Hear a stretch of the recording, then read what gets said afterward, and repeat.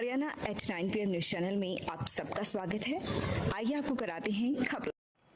जो अतिक्रमण हटाओ कार्रवाई नगरपालिका द्वारा पिछले सप्ताह की गई थी, उसे दुकानदार भी सराह रहे हैं और शहरवासी भी सराह रहे हैं, ताकि इस तरह के ड्राइव लगातार चलते रहें और लोगों को जाम से मुक्ति मिले, दुकानदारों को भी इसका फ़ायदा हो और कोई भी दुकानदार अपनी दुकानों के आगे स्थायी कब्जे ना करे, इस तरह के रास्ते छोड़ दे ताकि नालों की सफाई हो सके और पानी निकासी की व्यवस्था दुरुस्त रह सके।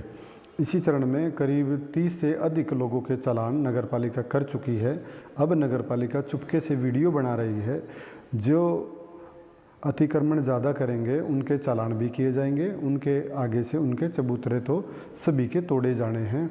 समय दिया गया है कि कोई दुकानदार अपने आगे जो चबूतरे हैं वो खुद भी हटा सकता है। अगर खुद नहीं हटाएगा तो जेसीबी द्वारा हटा दिया जाएगा। जेसीबी अपने हिसाब से कार्रवाई करेगी, उसमें ज़्यादा तोड़फोड़ भी हो सकती है। इसीलिए दुकानदारों से नगरपालिका ने अपील की है कि वो खुद ही अपने चबूतरे तोड़ ले और एक नियमों के अनुसार कर ले, स्थायी कब्जे बिल्कुल भी ना करें।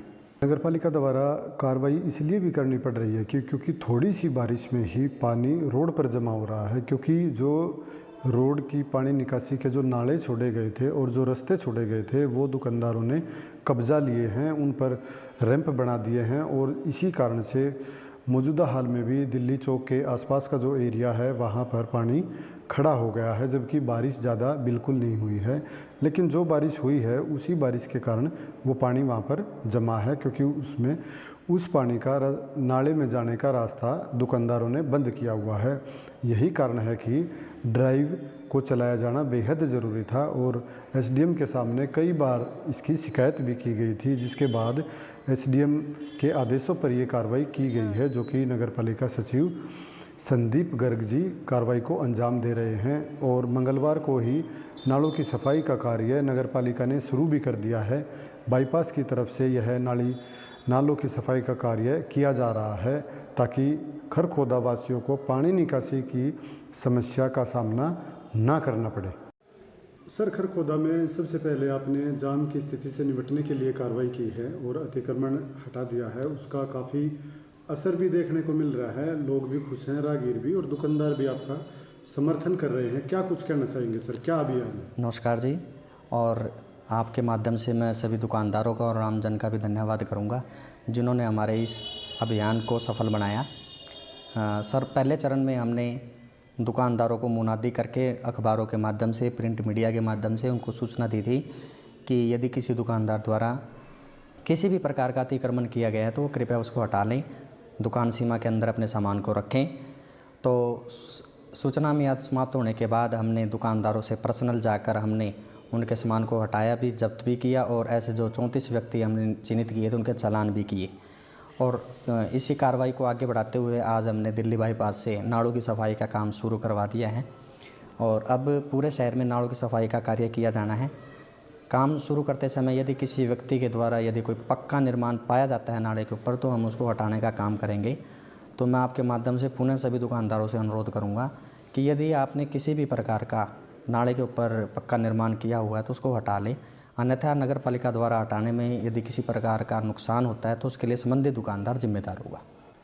सर, जैसे कि कई जगह सामने आ रहा है, रोड पे पानी खड़ा है और उसमें चबूतरे बने हुए हैं या परमानेंट कब्जा, तो उन्होंने ड्राइव के दौरान 2 दिन का समय मांगा था, उसका क्या रहा है सर? इस चीज़ के लिए हमने हमारी टीम को डेप्यूट कर दिया है। अलग से हमने 4 कर्मचारियों की टीम बनाई है जो कि वीडियोग्राफी करेगी और इस बात का शायद उन दुकानदारों को या आमजन को पता नहीं होगा और जो भी व्यक्ति उसका उल्लंघन करता हुआ पाया गया तो उनको चालान भेजने की कार्रवाई की जाएगी।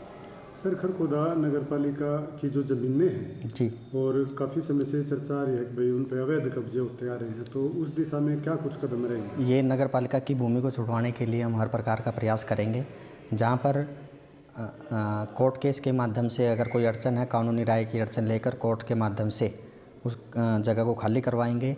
और इसके अलावा नगरपालिका ने आज एक और काम किया है कि सार्वजनिक भूमि के लिए हमने बोर्ड तैयार करवाए हैं, जिस पर हमने लिखा है कि ये भूमि नगरपालिका भूमि की मलकियत है और यदि इस पर कोई अतिक्रमण करता है या कोई खरीद फरोख्त करता है तो हम संबंधित के खिलाफ़ कानूनी कार्रवाई करवाने जा रहे हैं। और ये सभी प्रकार के साइन बोर्ड हम अपनी जो नगर पालिका की ज़मीनें हैं उनके ऊपर स्थापित कर देंगे।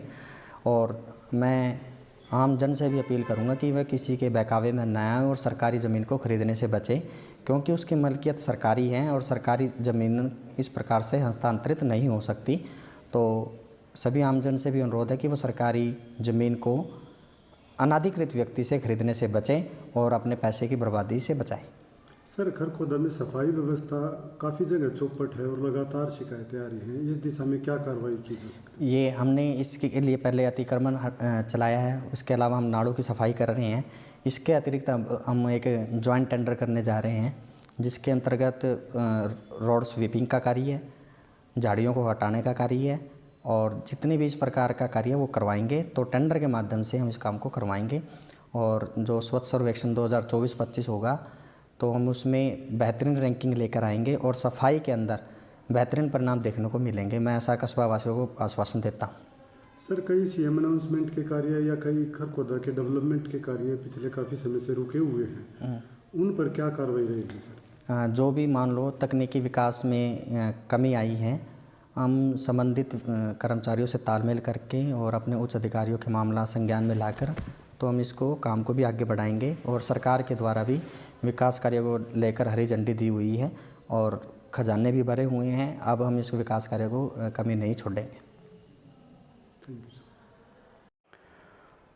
खरखोदा उपमंडल के अंदर कई ट्रांसफार्मर ऐसे हैं जो बिल्कुल जर्जर हालत में है।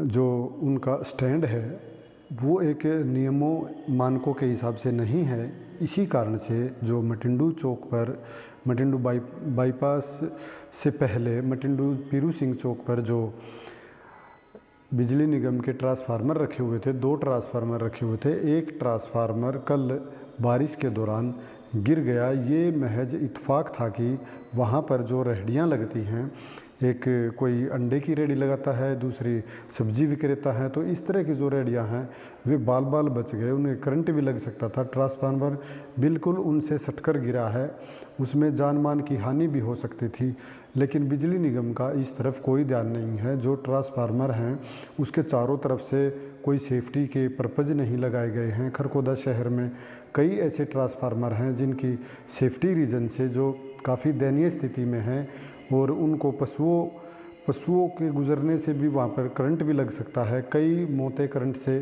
पहले पशुओं की हो भी चुकी हैं, लेकिन बिजली निगम इस दिशा में कोई ठोस कदम नहीं उठा रहा है।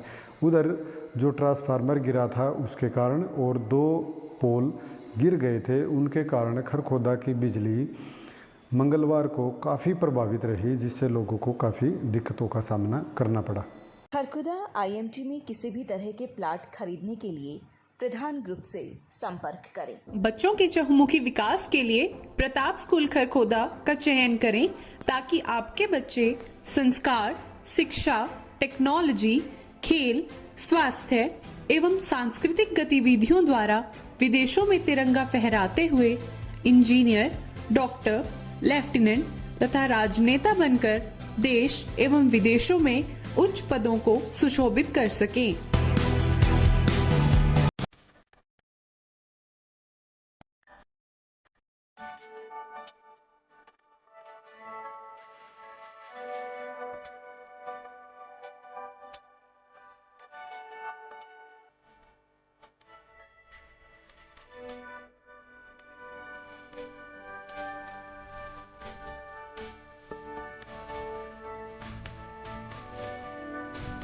अगर हम आँखों की बीमारी के बारे में बात करें तो अलग अलग किस्म की बीमारियां होती है। बच्चों से लेके बड़े बूढ़ों तक अलग अलग किस्म की आँखों में जो बीमारियां होती है, उसमें सबसे कॉमन जो है वो है चश्मे के नंबर, जिसे हम इंग्लिश में रिफ्रैक्टिव एरर कहते हैं, जिसका इलाज होता है कि बच्चों को या बूढ़ों को चश्मे का नंबर देते हैं हम, उससे उनको साफ दिखाई देता है। लगातार खबरों से बनी रहने के लिए चैनल को लाइक, सब्सक्राइब और शेयर जरूर करें। धन्यवाद।